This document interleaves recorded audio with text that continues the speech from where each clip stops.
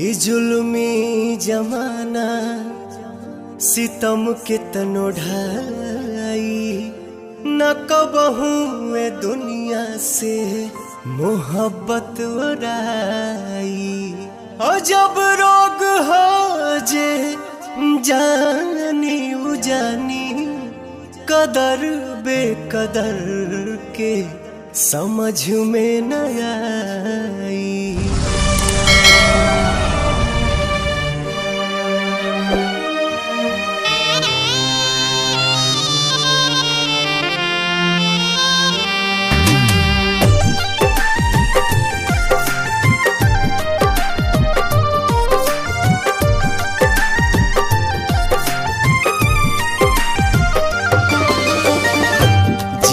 मरे के संगे खैली कसम संग ही सहे के रहे सारा सितम।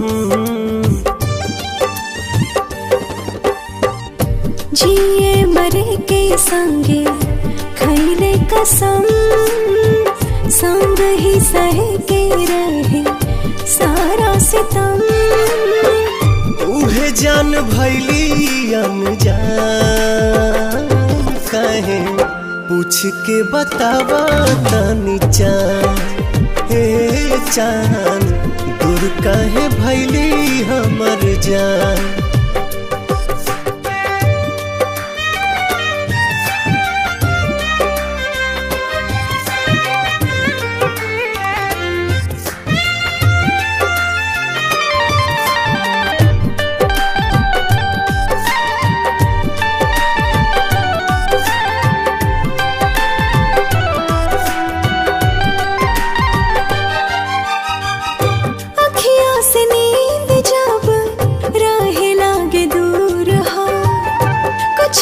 जरूर हाला नैन के कसूर हो। हाँ, काहे के प्रीतिया बनौले भगवान हो। प्रेमी सतावल जाला बाटे परमान हो। ना जाने कैसन बा दिल के जरूरत हो। हर पल निहारेला उनके ही सूरत हो। टूट गइल सारा अरमान काहे पूछ के बतावा तनी चान। हे चान दूर काहे भैली हमर जान।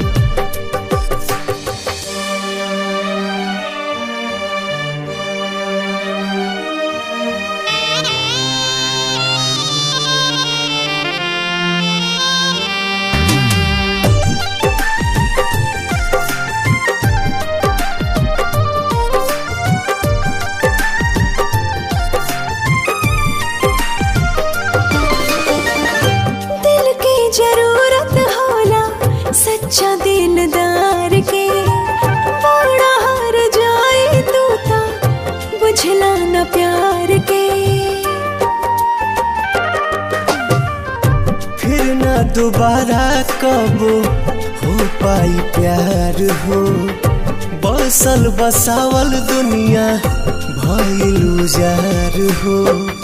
सपनों में ना सोचनी ऐसन कब होई दिल भर के याद में अखियाँ कब रोई।